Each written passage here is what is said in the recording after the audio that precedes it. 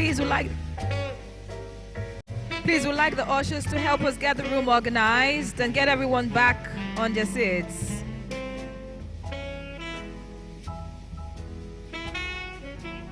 As well as the team members of this summit, please help us do the needful with the VIPs.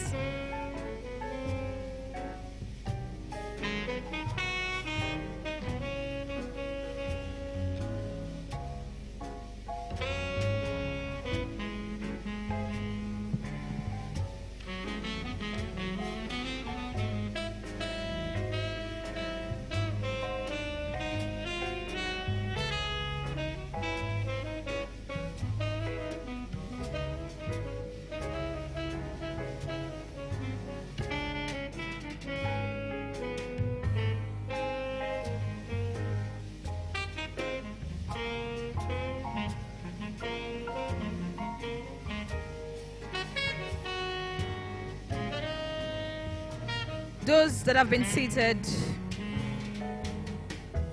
in the past few minutes, thank you so much. I see you and I appreciate you. Please, those still standing in the room, would like you to please get organized and get seated. We're about to kickstart the technical session. If you take a look at the agenda, we still have a long way to go.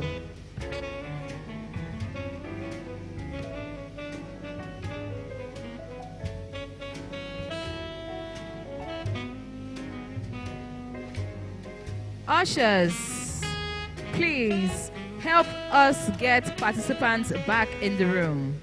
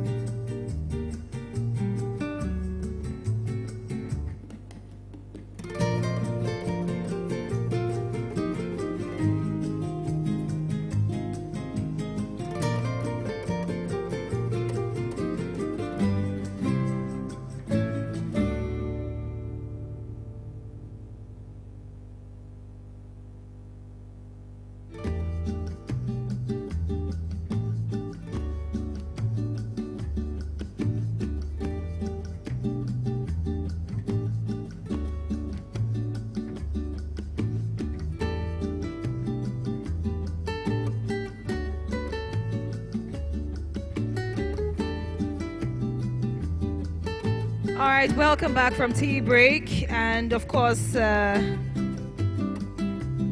exhibition for those who took part, as well as the picture ceremony. So we're about to get into the technical session. So we'd like the ushers, I think I've said this like too many times, we'd like the ushers to please get everyone seated. Like those standing should please sit. The Honorable Minister State of Environment would brief us shortly.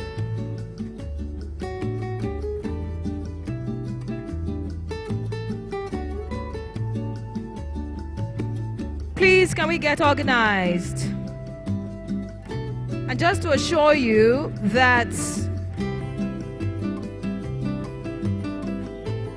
we're going to move with the speed of light in this technical session, just so we can cover all that we have to do. Ushers, can we get people seated?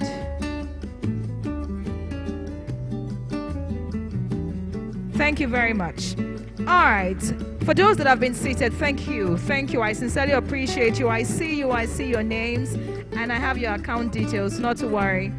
I'm sure there'll be something credited for being so patient with us and for remaining seated without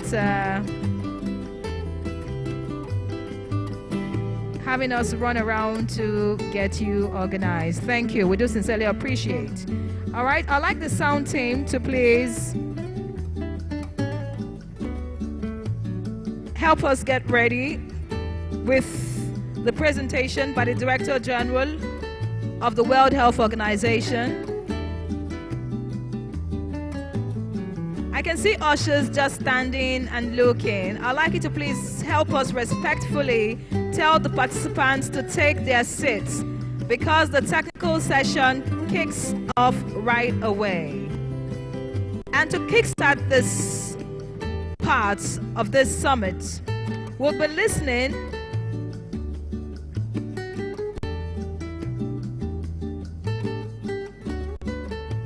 to His Excellency Dr. Tedros Adhanom Ghebreyesus, the Director General, World Health Organization. And of course, this remark is on harnessing natural resources for human development. I'd like us to please pay attention, and I would also like the representative of the Executive Secretary of the Nigerian Content Development and Monitoring Board to please get ready, because just after this presentation, which will be on the screen shortly, we'll be having you give us a keynote address on local content development in the extractive industries, driving sustainable community development. So please, would like you to get ready as well. And if you need to get your slides to the sound team, the audiovisual team, would like you to please do that right away. Thank you very much. So please, can we have Dr. Tedros Adhanom Ghebreyesus for his remarks? Thank you.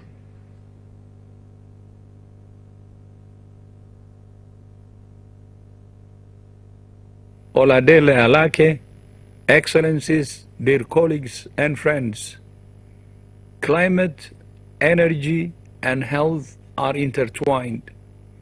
Climate change threatens the essential ingredients of health: clean air, safe drinking water, nutritious food, and safe shelter. Increased temperatures and extreme weather events have the potential to undermine decades of global health progress. Clean energy is protecting the health of both planet and people, especially the poorest and most vulnerable. Almost 1/4 of the world's population, about 2 billion people, still cook using fuels that generate dangerous household air pollution. An estimated 1 billion people are served by health facilities with either unreliable electricity or none at all. Transitioning to more sustainable energy, food and transport can reduce air pollution, protect biodiversity, and deliver large gains for human health. WHO is committed to supporting all countries in Africa and around the world to address the health impacts of climate change and to build a healthier, safer, and fairer future for all people. I thank you.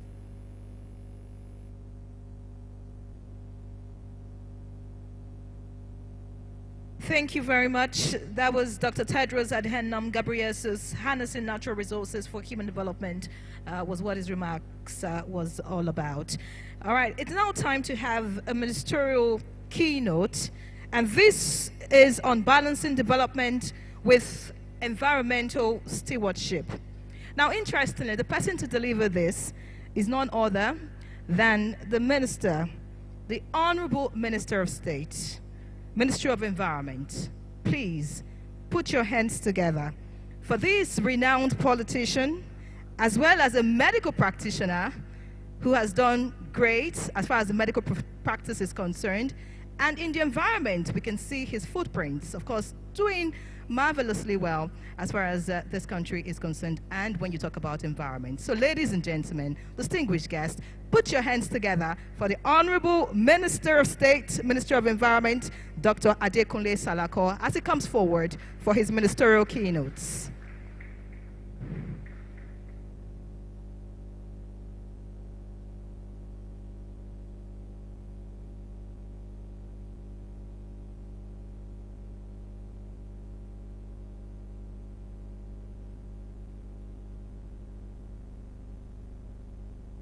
Excellencies, permanent secretaries, our esteemed guests, distinguished participants, gentlemen of the press, ladies and gentlemen, good afternoon. I have been asked to talk on the topic balancing development with environmental stewardship. It is with a great pleasure that I stand to address this esteemed gathering at the 2024 African Natural Resources and Energy Investment Summit. The theme of the summit, Natural Resources for Economic Development, is both timely and crucial as we navigate the complexities of economic growth and environmental sustainability in my country, Nigeria, and indeed in the continent of Africa at large. The delicate art of balancing development with environmental stewardship is essential to ensure a prosperous future for all. In this quest for economic growth, it is imperative to tackle the challenges of climate change and harness our natural resources through sustainable exploration and exploitation, particularly in the extractive industry, a sector that has huge potential to significantly impact our gross domestic product if managed effectively.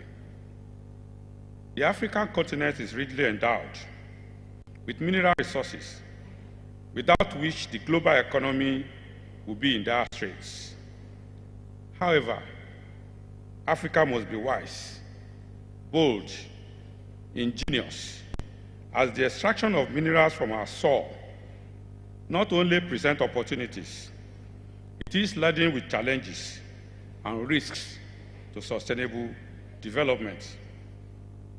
We must therefore ensure that our development programs deliver maximum benefits with minimum pain to our people. Extractive activities are indispensable to modern life, and sustainable extraction can generate substantial revenue for the government through royalties, taxes, and other fees. This revenue can be directed towards infrastructural development, social programs, and other priorities. Additionally, The sector can generate employment opportunities, stimulating other industries and contributing to overall economic growth. The President of my country, President Bola Ahmed Tinubu, has prioritized economic growth and job creation with diversification of the economy to focus more attention on sectors like mining as a key driver of the diversification agenda. In this economic diversification agenda, sustainability is central in order to secure the health of our planet and the people and the future of coming generations. As we know, if not well regulated and managed with the sustainable lens, development come economic activities can result in severe environmental and public health effects, including causing pollution, erosion, sinkholes, loss of biodiversity, deforestation, contamination of soil, ground and surface water, and contribute significantly to climate change through greenhouse gases emission. The rigorous and intrusive operations required for economic activities like mining, exploration, agriculture, and construction often results in environmental impacts on local ecosystem, public health, and broader implications for planetary and global health. In order to promote sustainable and optimally beneficial economic activities, the legal framework in our countries must be oriented towards sustainable development. Having the right legal and normative framework for such activities through the domestic laws of the host country, contracts, international hard and soft laws, voluntary standard by industry players, and customary rules and their enforcement is therefore the first step in the promotion of sustainable development. The core instruments for the protection of human rights, the International Convention on Civil and Political Rights, and the International Convention on Economic, Social, and Cultural Rights, as well as the ILO Convention number 169 on the rights of indigenous people, the UN Declaration on the Rights of Indigenous People, and the UN Guiding Principles on Business and Human Rights are key international instruments relevant for sustainable economic development. Governments should therefore make their domestic law and regulations consistent with their international human rights commitments, seek to incorporate principles and guidance from soft laws into the legal and regulatory frameworks to protect people that may be adversely affected by economic activities. Over the years, the principle of polluters pay has become firmly embedded in the policy paradigm to hold investors and industrialists accountable for environmental stewardship. While there are often tensions between the objective of attracting investment into natural resources exploitation and protecting the environment, evidence has shown that it is possible to have both strong environmental regulation and a favorable investment atmosphere. The traditional prescriptive approach to environmental regulation, which specify concrete technologies to be used for the mitigation and environmental impact, and the non-traditional approaches to regulations, such as performance-based regulation, which specify targets for environmental performance, and economic instruments, have a place in the enforcement of sustainable development activities. The main set of tools for the mitigation of negative environmental and social impacts are the family of environmental and social impact assessments, which should be embedded in legal frameworks of our countries. Proponents of development activities, private and public, should be required to conduct ESIAs, and prepare environmental management plans, government should also conduct post-commissioning environmental audits and enforce regular environmental compliance monitoring. In addition, government can also conduct cumulative and strategic impact assessment in regions and countries with extensive developmental activities, including mining, to formulate regional or national plans and policies. It's also important to ensure that host communities affected by developmental activities have a say in project-related decisions and processes. In my country, and in many other countries across the world, community consultation and public participation is a compulsory step in environmental and social impact assessment processes. The three pillars of protect, respect, and remedy of the 2021 UN-adopted guiding principles on business and human rights is a good framework for ensuring environmental stewardship in development activities. From the UN 2018 UNDP and UNEP reports on managing mining for sustainable development, there are 9 points recommendations to enhance environmental stewardship in the mining sector. These recommendations are relevant to all major development activities, especially in the extractive industry, and I'll therefore go ahead to highlight some of these recommendations. We should design environmental regulations that adequately protect the environment and also establish clear rules for investors. Where capacity of government and the extractive industries allow, constraining adoption of more innovative approaches to environmental regulations, such as performance-based regulation and economic incentives, is critical.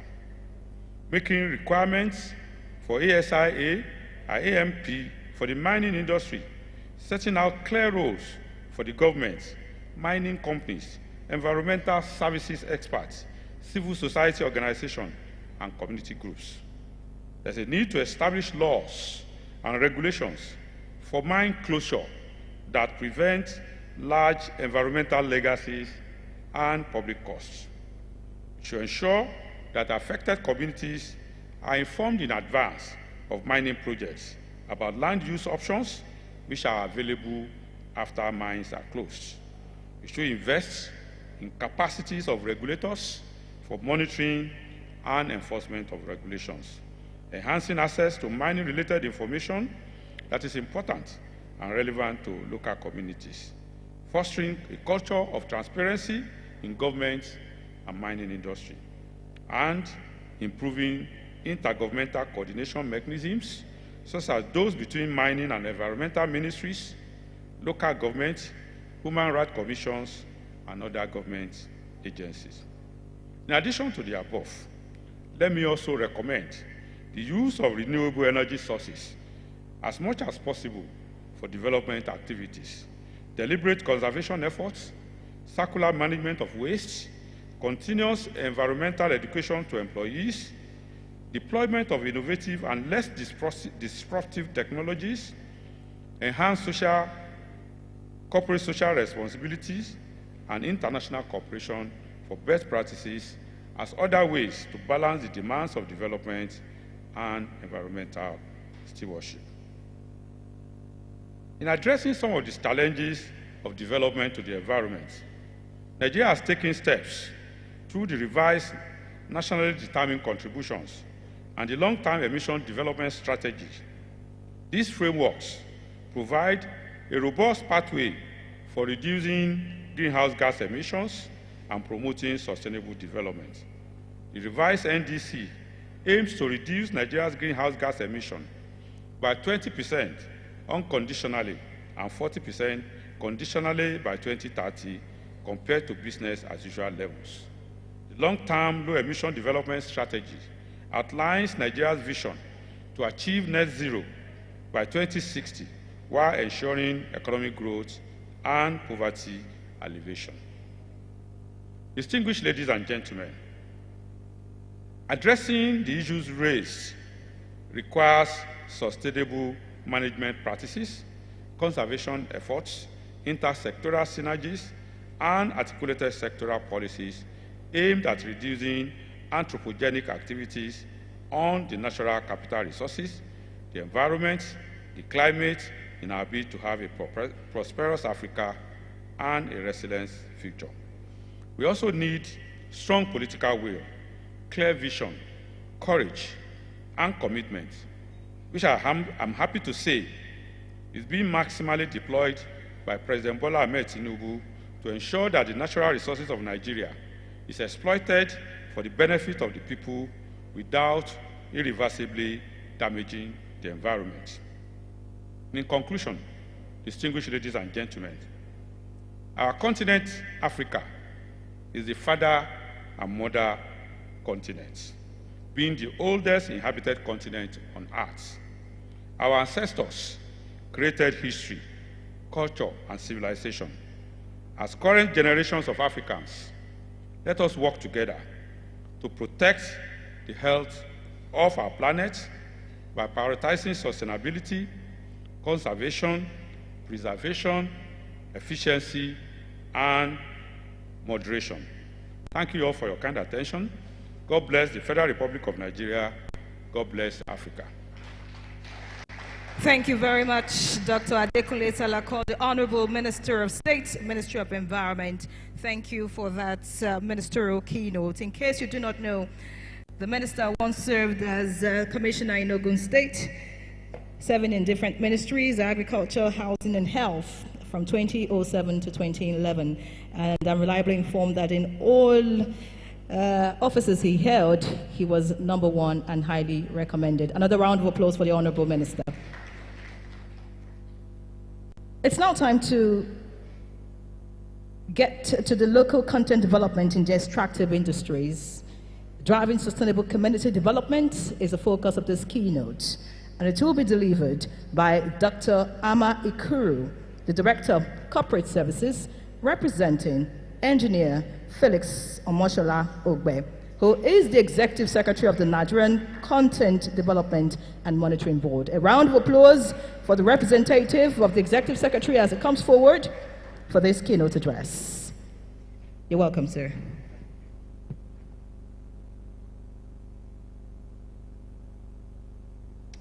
The Honorable Minister, sir, invited the ministers and dignitaries from sister African countries, permanent secretaries, invited guests, all other protocols observed. We, the Nigerian content, have been asked to speak on local content development in the extractive industries and its profound impact on driving sustainable community development. Your Excellencies, distinguished ladies and gentlemen, good afternoon. I am delighted to convey greetings from Engineer Felix Omoshola Ogbe, the Executive Secretary of Nigerian Content Development and Monitoring Board, who could not join us here today, but sends his warm greetings from Yenegua. It is indeed a rare privilege to join our brothers and sisters from across Africa at this year's Africa Natural Resources and Energy Investment Summit in the beautiful city of Abuja. We always remember that a house that shares ideas and meet together always make progress. And we are indeed happy that this is happening in our time. The theme of this year's event is natural resources for economic development. And as you know, Nigeria has a vast reserve of natural resources, such as lithium, gold, diamond, hydrocarbons, and all sorts of minerals. I used to read this in my civics and geography book in primary school, but today I think I feel fulfilled because going around, I can identify most of these minerals as actually being produced in Nigeria, and I'm proud to be in Nigeria because of that. Now, the I mean, we talk about lithium, gold, the key minerals driving the economies of the world today. And we have all the things we need for development. We thank God for this endowment in Nigeria and indeed Africa. People used to ask the question, the God that planted so much resources and reserves in Africa, did the same God plant people who can develop them for the advancement of the continent? And I said yes, and I believe most of the people are here today. So I believe that at the end of this summit, we'll go beyond the discussion and execute and make sure that we use the resources we have, we use the reserves for the development of our country. Extractive industries play a key role in the world economy. These industries have significant economic impact, but their activities could also lead to significant environmental challenges. That is why a summit like this one is essential for developing standards and legislation on acceptable and best practices. Once the standards are in place, local content can support the use of local resources, human capital development, materials, tools, financial resources, intellectual property, and processes for the extraction and production of these resources to the benefit of our country and humanity in general. Let me define local content as the value of things that we do ourselves using our resources in our country, which otherwise would have been imported. For example, the clothes we wear, the food we eat, driving our own cars, making our own products that we need in the industry. Local content has a direct link to the performance of the economy of a country and strengthens its gross domestic product. The higher level of local content a country has, the higher level of development of the country, the higher the standard of living, the greater the gross domestic product, the better the life expectancy and overall productivity. Therefore, every nation strives to develop their local content and to avoid dependency on the supply chain of other countries. African economic challenges can be traced to dependence on imported or foreign supply chain. Developed and industrialized nations have higher levels of local content and thus dominate economic activities in the world, while countries with lower levels of local content are called underdeveloped and depend on developed countries for goods and services. Africa, despite its vast natural resources, is largely underdeveloped and urgently needs to develop our local content in all sectors of the economy. There's an African proverb that says, when the roots are deep, there is no reason for the trees to fear the wind.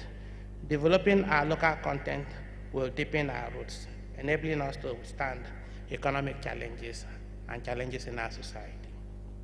There's also another African proverb that says, the man that wants to move mountain must start by moving the first stone. We at the local content board have started by moving the stones to support the solid mineral industry, to grow the production of barytes, which is in high demand in the oil and gas industry. The Nigerian Content Development Team implemented a number of steps.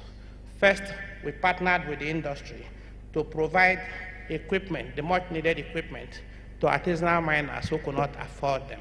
This helped them to improve their production and ensure regular supply to the industry. Second, we commissioned studies to determine the quality of our barite and to eliminate and to estimate the level of reserves we have in the country.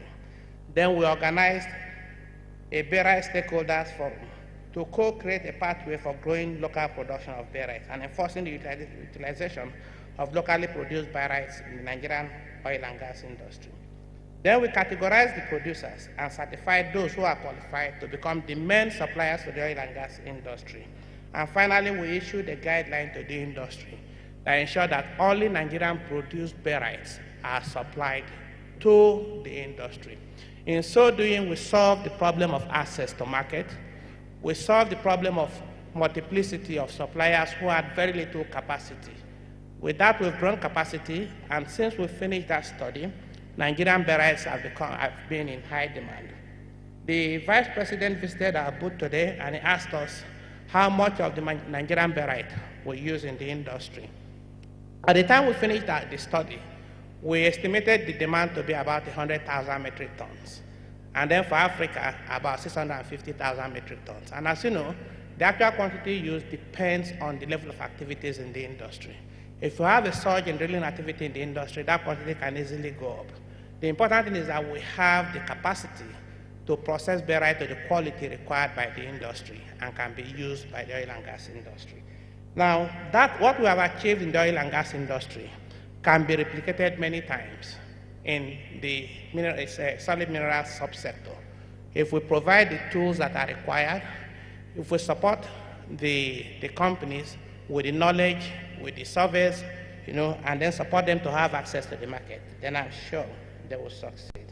In growing local production and utilization of barite, we encountered challenges that operators in extractive industry usually face. One is absence of supporting legislation. 2, competition from imported substitutes or imported products. 3, negative social impact of mining activities on the people. Then an adverse environmental effects such as water and air pollution, erosion and sedimentation, displacement of people, and loss of biodiversity.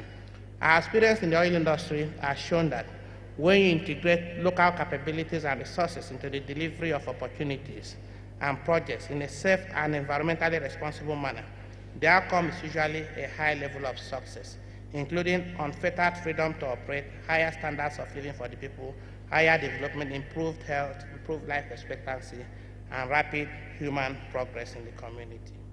Your Excellencies, ladies and gentlemen, about 2 decades ago, the Nigerian Oil and Gas Industry Content Development Act was passed into law.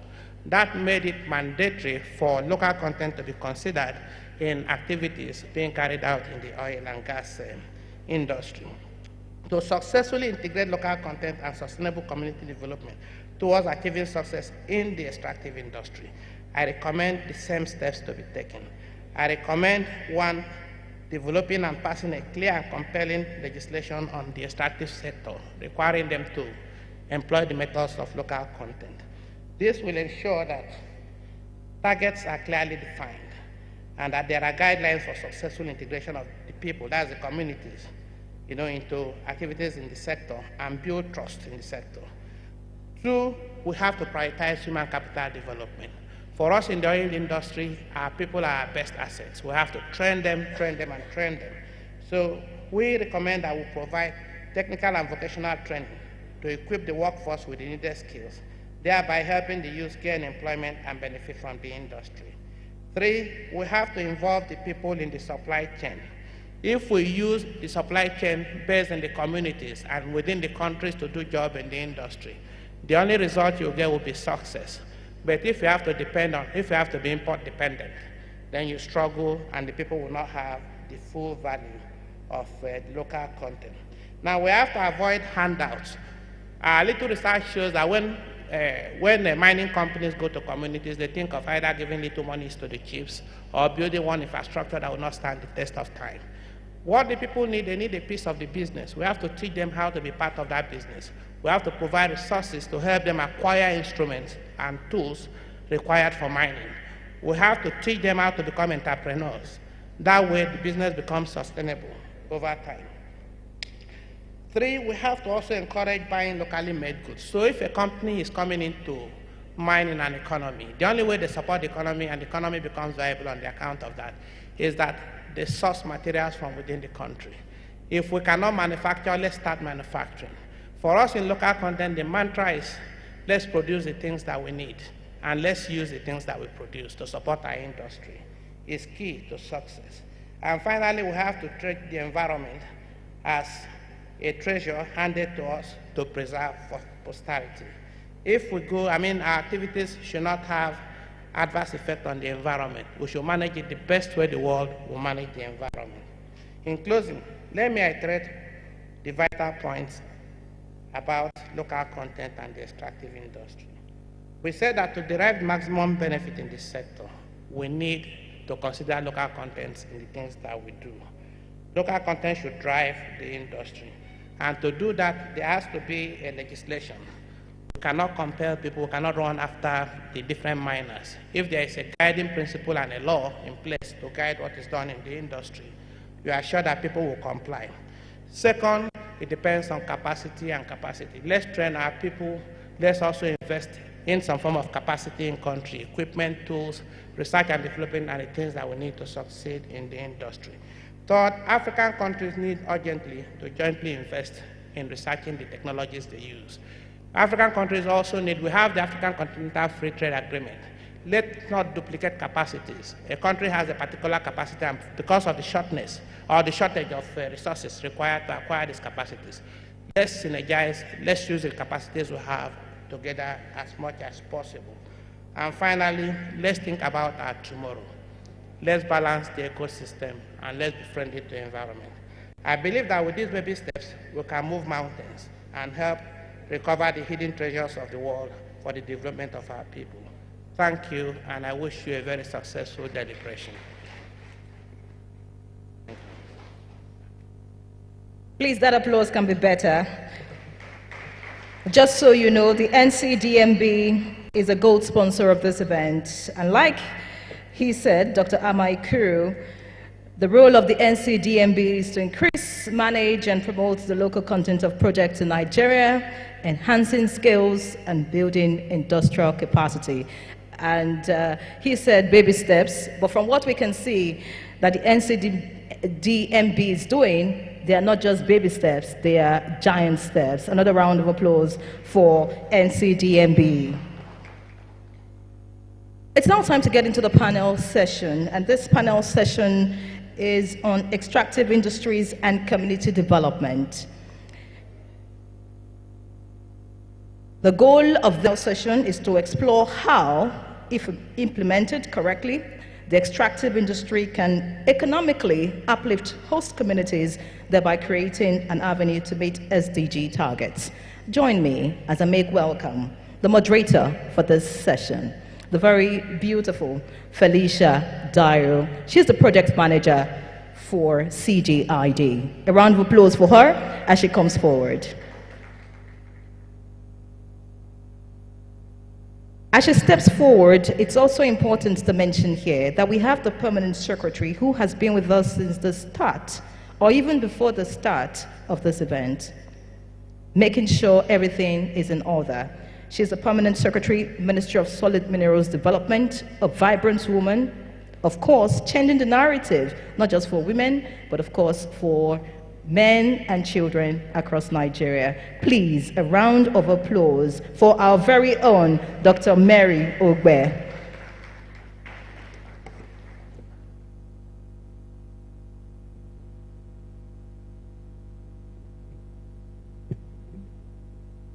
Thank you very much, moderator, for that warm introduction. Good afternoon, ladies and gentlemen, once again.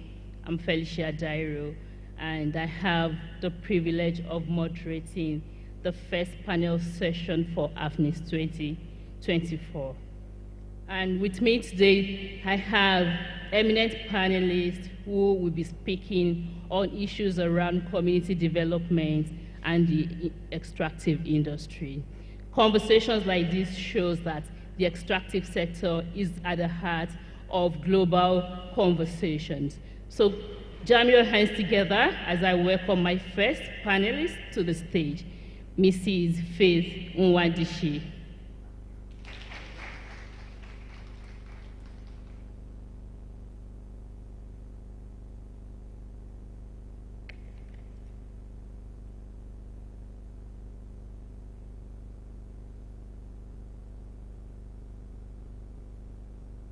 Mrs. Faith is the Executive Director, Center for Transparency and Advocacy. You're welcome, ma'am. All right, to join her on stage, we have Omajo Ogedo, who is the Acting Executive Director, Ziva Community Initiative. Can you please put your hands together for him?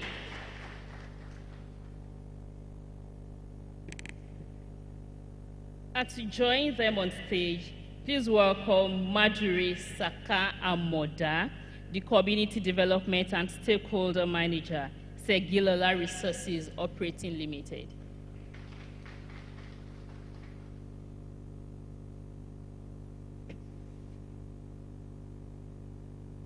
And also To join these beautiful panelists on the stage, we have Dr. Margaret Fagboyo, the Director of Development, LSD. That's African Center for Leadership, Strategy and Development. So the last person on the list is Mr. Abu Sadiq Omar, the Managing Director of Steron Mining.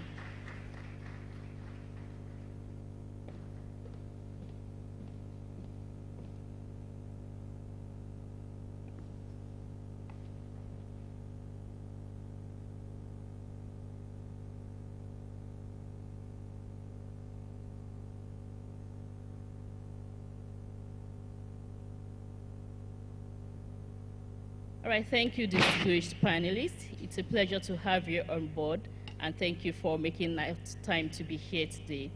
So in just half a minute, briefly just introduce yourself and what you do as an organization.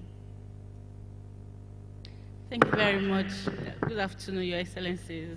Permit me to sit because I'm sitting on the already established protocol for this conference. My name is Faith Mwadishi. I'm the Executive Director for the Center for Transparency Advocacy. I used to represent civil society on the board of NATI as well as on the board of the International Extractive Industries Transparency Initiative. My organization works with communities, especially in the FCT and in the Niger Delta, on developing community development agreements as well as building community capacities on negotiating good contracts. Thank you very much. My name is Omojo Ogedo. I am the acting executive director for Ziva Community Initiative. Ziva is saddled with the responsibility of mirroring through the extractive sector, precisely the mineral sector, looking at fiscal justice, environmental justice, gender justice, and community development, issues around community development. Good afternoon, everyone. My name is Dr. Margaret Fagboyo. I'm the Director of Development, African Center for Leadership, Strategy and Development. And basically what we do is leadership, strategy and development. In our organization, we develop an app called hostcommunities.ng app, actually to report breaches by community and also to report gender-based violence. Because we feel that a lot of things are happening in the extractive industry, and the need to have a look at the intersectional, how it also affects women, is critical. Thank you for having me. Good afternoon, everyone. Please permit me to stand on the existing protocol. My name is Maduri Saka Amoda. I'm the Community Development and Stakeholder Manager for Segilola. I'm also a Chartered Arbitrator by profession. And basically, my job is to liaise between the community and the company. Segilola is the first large-scale gold mine company in Nigeria. Thank you very much. Good afternoon, Your Excellencies, distinguished guests, ladies and gentlemen. I'm Abubakar Sadiq Omar. I am the Managing Director of Steron Mining Company Limited. We are operating a lithium site here in FCT and some parts of Nigeria, but our proof of concept here is in Wasa. Aside the title, the mining lease to operate, we have prioritized the social license, which has brought us to today. Thank you. All right, thank you, esteemed panelists, for the general round of introduction. So today we have a topic to speak on, which is the extractive industries and community development. And we hope that at the end of the day, we'll be able to have insight into all of these conversations we'll be having today. So we just go right into the conversation. And I would like to start with Center LSD, because I know Center LSD does great work around community engagement. And so when it comes to resource extraction and community development, there are usually that contrast. You know, you have communities where they sit on enormous potentials, and at the end of the day, this doesn't translate into meaningful prosperity. So in your view and in your opinion, how can the extractive industry drive economic development in host communities? Yeah, thank you very much for that question. The extractive industry is a very peculiar industry. And I think that when extractive or miners, when they go into the community, the first thing they should do is see themselves as a corporate citizen, coming with the right mind. And for me, I think for them to drive economic development, the first thing they should do is create opportunities for employment for citizens of the community. So when you are in a community and you want to hire, there's need to hire local content, citizens of the community, residents of the community to be able to be part of what you're doing. So when you create jobs, definitely you are contributing to lifting people up from poverty. You are giving them jobs, you are also giving them income, and they are part of the society. Another thing that I think we can do is actually to catalyze infrastructure development. How do we do that?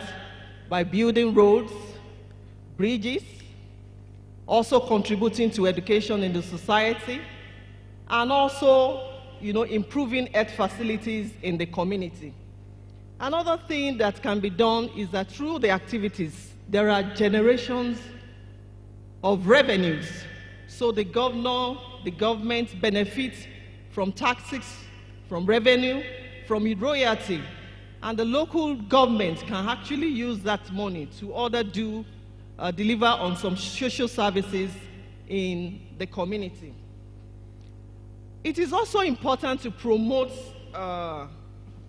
local businesses. So there are local businesses opportunities. So when you're in a community and you are requesting for housing, for goods and services, for food, definitely the economic activity of that environment increases and it leads to economic growth.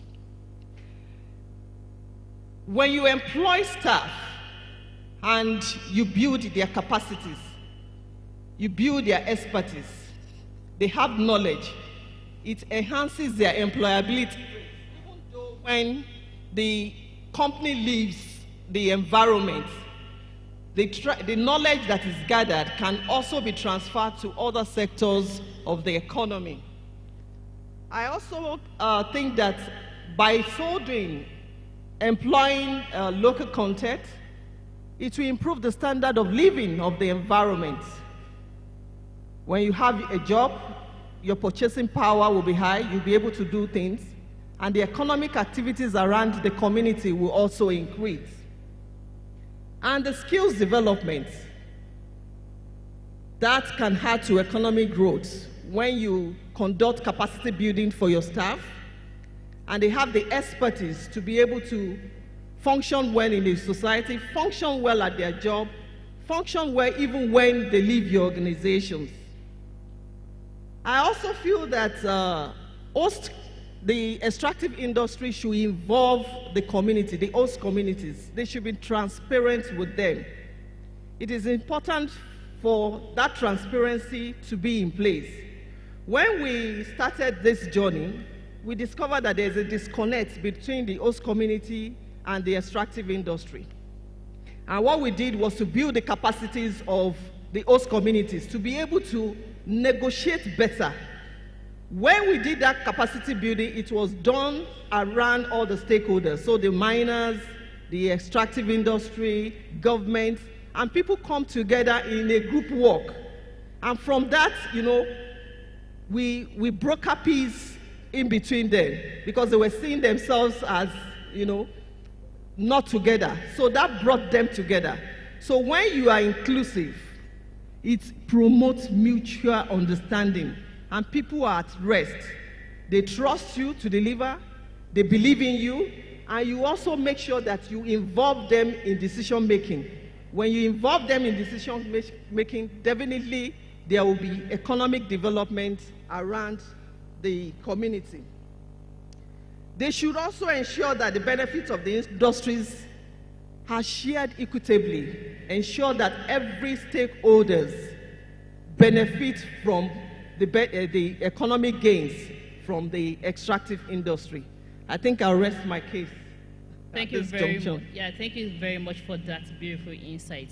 Now, flowing from your conversation, I'll come to Madam Faith Nwadishi, who does quite a lot of work around advocacy and transparency.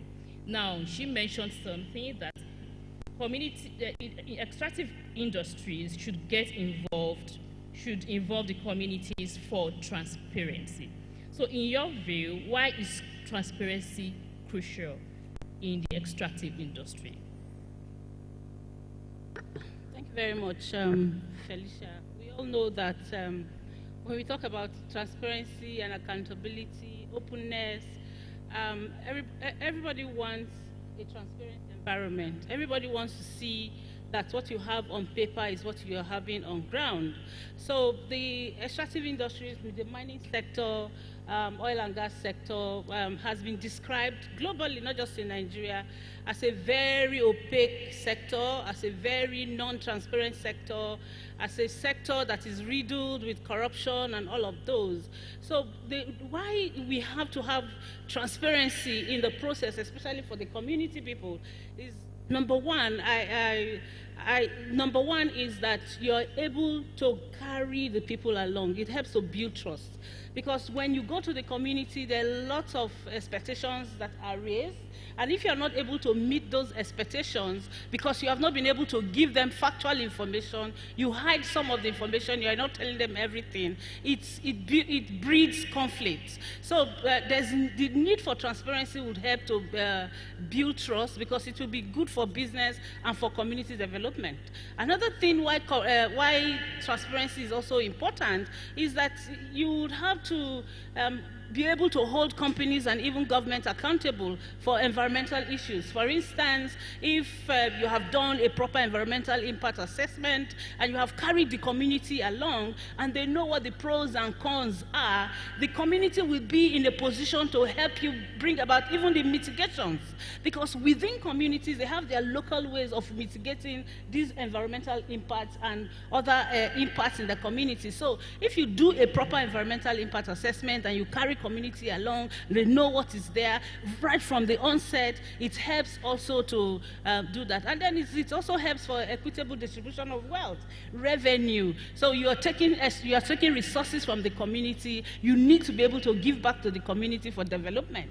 You go to some communities, some mining communities, you can't even find as little as a health center in that community. So if there's transparency and accountability, definitely you will see some of these development, infrastructure development, happening there. And also, you will have a lot of confidence, you will have a conflict-free environment, and then you will see that most of these things that are happening, the communities actually will speak on behalf of either government or the company that is working there. But in a situation whereby from the onset, you're not open to community people, you're not having this conversation with community people, you're not carrying them along, what it does is that it will slow the growth, it will slow the trajectory for growth, and then especially for the vulnerable people within the community. There's been a lot of issues, cases that we hear from communities,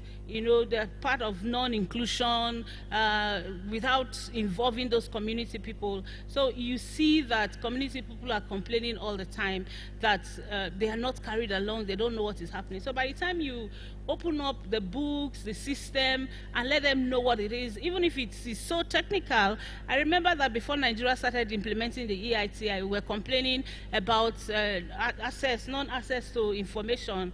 But since Nigeria started implementing the EITI, I can say that a lot of people, well, not a lot of people, some people can now say they have access to information, they know how the right questions to ask, because that is what helps us to develop the sector, that is what helps us to develop our community, so that we are not taking away the resources at the detriment of the community people. So it's really important that we need to do a lot of transparency, ensure that, especially for me me, the most important aspect is that aspect of carrying out environmental impact assessment from the very beginning, so that community people know what they are going to face and how they are going to mitigate the impact that comes from thereafter. And then, finally, this is going to be my final thought here. The issue of developing community development agreements, the Minerals Act 2007, thankfully, that Minerals Act is being reviewed, that gives communities the capacity to do a 5-year community development agreement that helps them to develop those communities. So sometimes, if they are not carried along when you're carrying out your environmental impact assessment, you see that that's opportunity for them to begin to even address the impact within their community development agreements will not be there. So the practice where you have companies just write community development agreements and give to communities to sign does not help the case for transparency in the sector. So there should be more involvement with community people and more transparency in the sector for the growth of the sector, the government, the companies, and for the citizens who live within those communities. Thank you, Madam Faith. So I think what resonated so well with me is the fact that we need to involve the community people in all that we do. That's for extractive industries. And then this will be able, it will allow us build trust among the citizens. And so that takes me to Abu Sadiq, who works around the communities. Now, in terms of community development agreement, just like she said, we have a lot of complaints, organizations flouting the rules. You know, they just come, they sign, and at the end of the day, they do whatever they want to do. They leave the communities degraded. They leave them without compensating them for what they promised. So how do you think, or what can we do to ensure that operators adhere to community development agreements? Thank you, madam. In its own definition, community development agreement starts from a negotiation.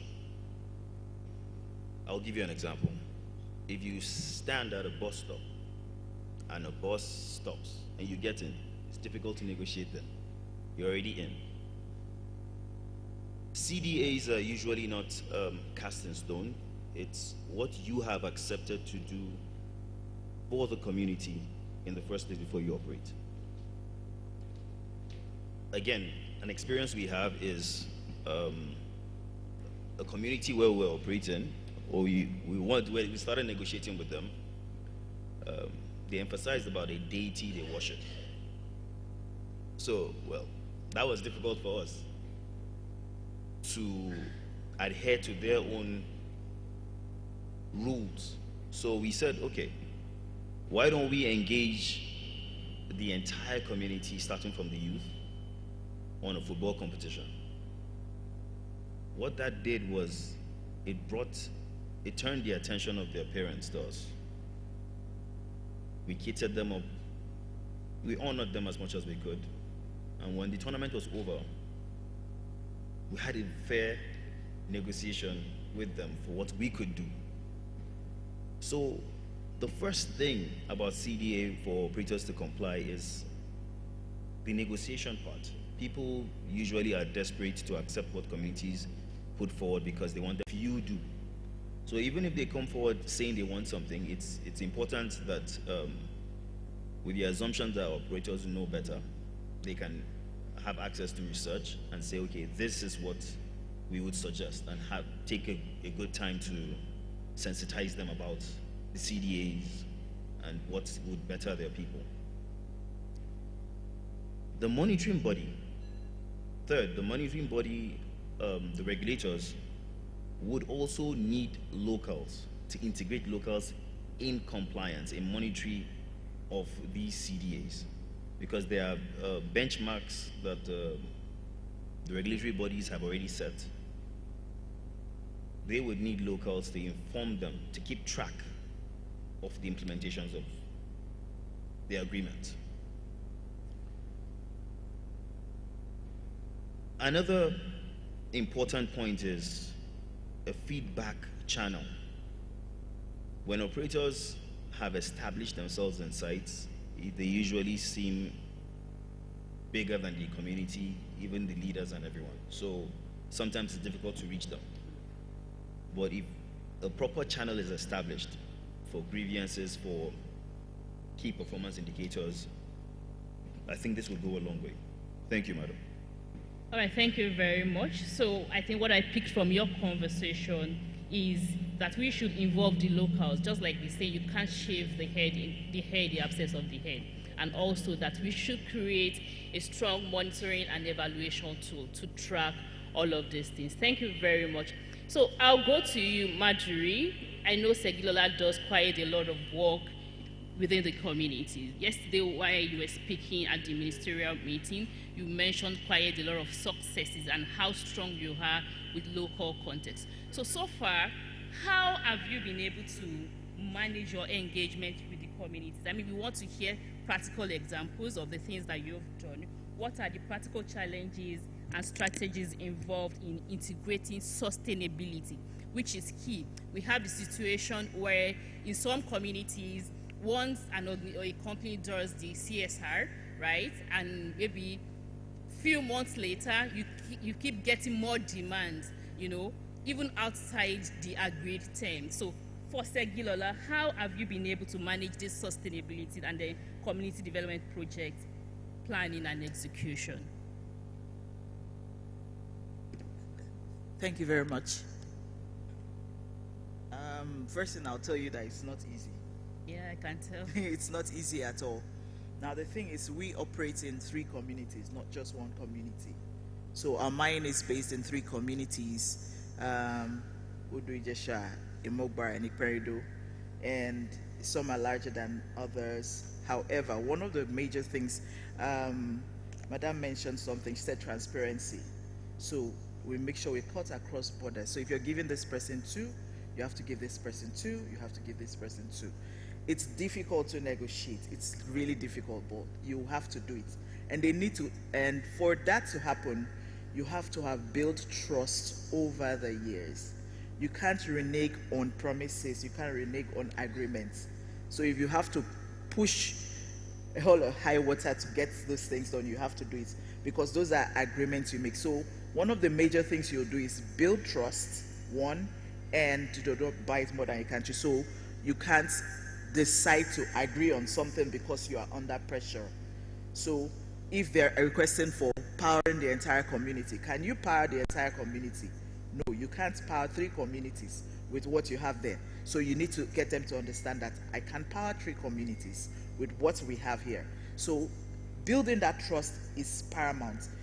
The truth of the matter is, once you build the trust and there's a track record of your commitments coming to pass, it becomes a bit easier. Not easier, but a bit easier. I'll give you an example. When we started our project, the first thing we did was to ensure that each community has not just 1 representative, not 2 representatives, but 13 people. Yes, cutting across youth, elderly, chiefs, the head of the community. So each community has a 13-man community that liaises with the company at every given time. He mentioned something. There should be a channel where they can reach you. It's very important. So they know that if they cannot reach the community manager, there's the CLOs, and then in each community, not only do we have that, we have CLOs for each community. So the CLO liaises with the company on a daily basis. Weekly, we have meetings where we have treat grievances, amongst other things. Now, that makes it a bit easier to liaise with the community. Now, going to projects, it's very important that as a company or an organization, you actually look at sustainable projects and not just building schools, building roads. So economically sustainable. So while you've done the building of the schools, the roads, the maybe medical facilities, and providing certain things, youth empowerment programs, you should also go beyond, which is what I'll give you an example of what SRL has done. Now, when you're going to mine in a community, you are obliged to ensure you must sign a community development agreement. That's compulsory. Now, we go beyond the CDA. We also do CSRs. Our CSRs are, like he said, the football tournament, the medical outreach we do yearly, which we started last year. And then we now go beyond that again and do the livelihood restoration plan program. Our livelihood restoration plan program is basically the pride of the company. It's targeted at our project affected persons, refers to them as PAPs. Now the project affected persons, while the CDA covers the entire community, the project affected persons are the people that are impacted directly by the project in terms of land ownership and assets in terms of crops and trees.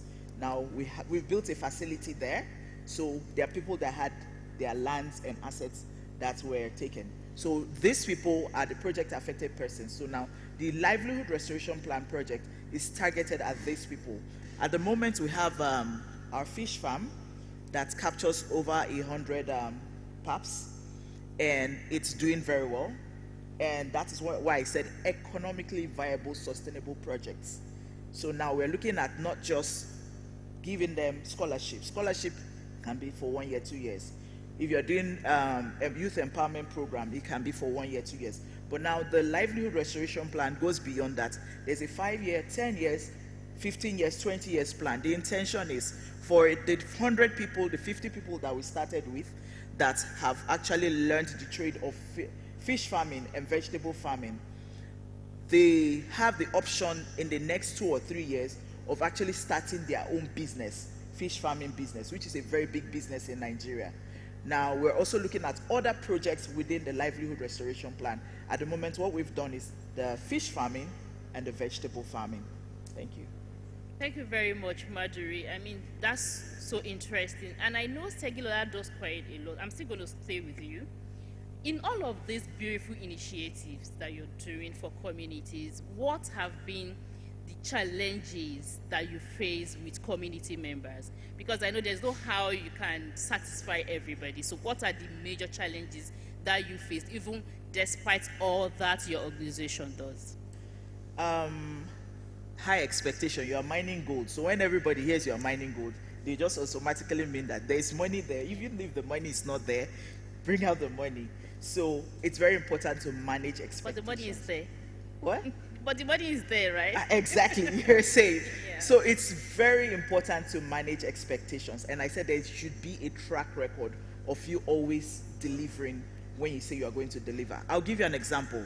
Our projects are faced with the main mining project itself. So now we started with our scholarship programs before that's post-production. So our projects are faced in construction, let me come again, pre-construction, construction, production, Q1 of first year of mining, second year of mining, third year of mining, and so on, then post-mining. It also helps us manage the CDA and the CSRs and projects within the community. So we know at this given time, this is the amount of money you can spend. And then they also need to understand. That's why I say it takes a lot of work that you have to put in. Once you build that trust, it gets a bit easier, because they know that if you say, I'm going to do this, they understand that when the time comes, you're going to do it, and you can't renege on it. So we've had the grace of that track record. Thank you. That means you're getting the best cooperation from the community members, right? I would not say it's 100%. We still have our ups and downs. We still have the expectations of employment, which you understand that is a major issue in the country. Employment is also one of our major issues. So as much as possible, we also try to get in locals to work. One of the things we also encourage them to do is our job majorly has to do with operators. So we've done some training for truck operators. We've even gone as far as even training female operators also within the community. Because at the end of the day, you're looking at a mine lifespan, but then also, you're also looking at the next phase of the project. If they finish there, they should be able to go on to the next phase of the project. And if you're an operator, there's always a job for you. Thank you very much for that unique perspective. So I'm going to you, Omar Joel. My question is similar to what I asked Marjorie, because Ziva does a lot of community engagement as well too. So what are the most effective strategies for fostering community engagement and participation in the extractive industry, ensuring that the interest and the concerns of communities are adequately addressed? Thank you very much.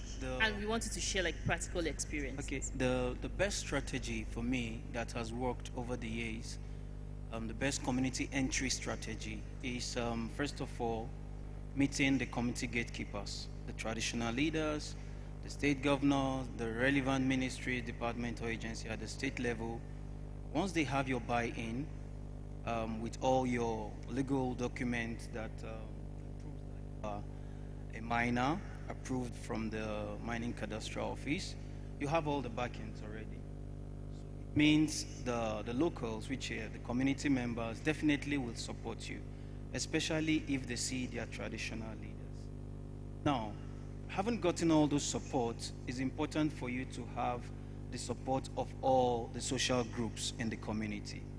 Okay, you need to have the women group, you need to have the youth group, you need to have every association that exists in that community. You need to carry them along in the development of your community development agreement, because all these groups have different needs.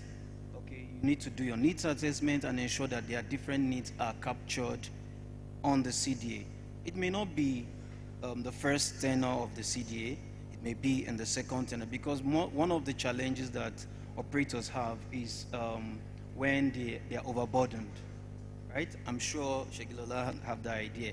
When you're overburdened by the host community, they want you to provide healthcare facility, they want you to build schools, they want you to provide water, they want you to do their road, they want you to bring light, and all of a sudden, all your resources go into CDA. So there's a point for negotiation. But the best strategy for us is when you have all the groups, social groups, the state, and the non-state actors carried along in your mind. Otherwise, they will frustrate your work. So once you have the backing, because most times what we noticed is that operators come to Abuja, they get their license, they don't even see the governor, even though it's important you see him. They just go straight to the community, sit with the traditional leaders, and then make agreement with them, and you move on. And once you have the backing of the traditional leaders, you go into the site and then you start operation. And most times it backfires because the youths start getting aggrieved and all those and all that. And then when they see those minerals going out of the community and nothing is coming back to them, your investment is at risk. So before you go into such, it's important to have your stakeholder analysis, make sure that every relevant stakeholder in that community is carried along. Thank that you. Has worked for us, yes. Thank you, Omajo. I mean, I would have loved to ask the follow-up questions, but I've been notified that our time is up, unfortunately. So, but then before we go, I'd like to throw the questions to the audience. If you have maybe one or two questions for my panelists before we exit the stage. Maybe one person. Do we have any question for the panelists? All right, so the man. Oh, okay, so we'll do just two questions.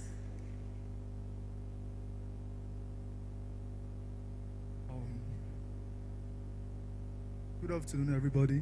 My name is Olanrewaju Adeolu. Actually, I want to throw my question firstly to the moderator.